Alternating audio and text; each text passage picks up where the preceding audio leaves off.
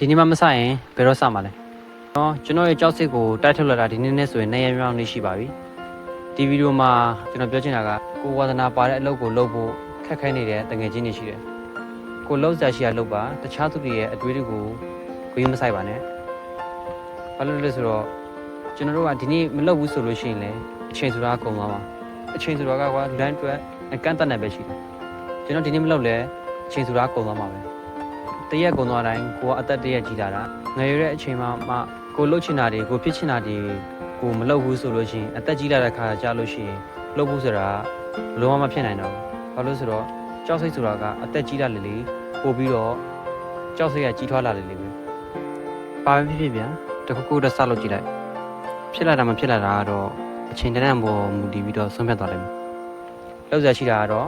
လောက်မှာပဲဟုတ်တော့မလားဒီနေ့ဗီဒီယိုကတော့လောက်ပါပဲ